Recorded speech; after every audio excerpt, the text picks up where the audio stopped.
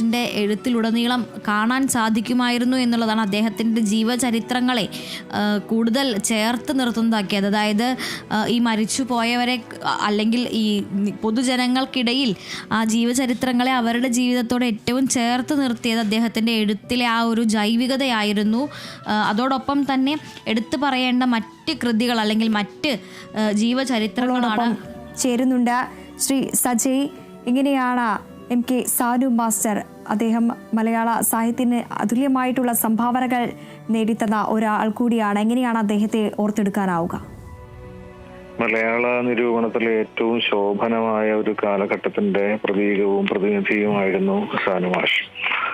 ആശാൻ കവിതയെ മലയാളിക്ക് വേണ്ടി വ്യാഖ്യാനിക്കുകയും ആശാന്റെ ഒറ്റയൊറ്റ കൃതികളെ വ്യാഖ്യാനിക്കുകയും വളരെ സരളമായ ഭാഷയിൽ ആശാൻ കവിതയുടെ സങ്കീർണതയും ഉദാത്തതയും സ്പർശിച്ചുകൊണ്ട് വളരെ ലളിതമായ ഭാഷയിൽ വ്യാഖ്യാനിച്ച് മലയാള കവിതയിൽ, മലയാള നിരൂപണത്തിൽ ആശാൻ കവിതയെ സ്ഥാപിച്ച മുണ്ടശ്ശേരി മാഷിന് ശേഷം ഒരുപക്ഷെ ആശാൻ കവിതയെ ഏറ്റവും ഗാഢമായി സമീപിക്കുകയും വിലയിരുത്തുകയും ആസ്വദിക്കുകയും ചെയ്ത നിരൂപകനായിരുന്നു സാനുമാഷ്.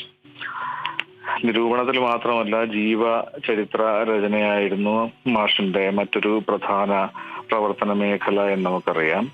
ചങ്ങമ്പുഴ കൃഷ്ണപിള്ള നക്ഷത്രങ്ങളുടെ സ്നേഹഭാജനം എന്ന മലയാളത്തിലെ ഏറ്റവും ജനപ്രിയമായി തീർന്ന് ഏറ്റവും അധികം വായിക്കപ്പെടുകയും ചർച്ച ചെയ്യപ്പെടുകയും ചെയ്ത ചങ്ങമ്പുഴയുടെ ജീവചരിത്ര കൃതിയും സാനുമാഷിൻ്റെതായിരുന്നു.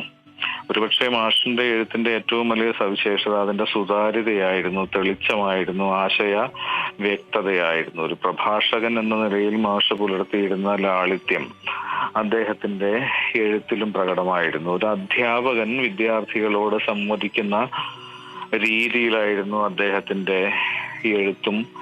ഒരുപക്ഷെ അധ്യാപനത്തിന്റെ തന്നെ വിപുലീകരണമായിരുന്നു അദ്ദേഹത്തിന്റെ പ്രഭാഷണ കലയും.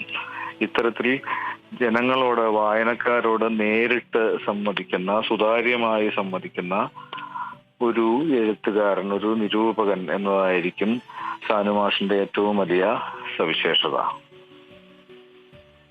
തീർച്ചയായും ശ്രീ സജ്ജൻ, എഴുത്തുകാരൻ ശ്രീ സജ്ജനാണ് നമ്മളോട് അദ്ദേഹത്തെ MK സാനു മാസ്റ്ററുമായുള്ള ഓർമ്മകൾ പങ്കുവച്ചത്.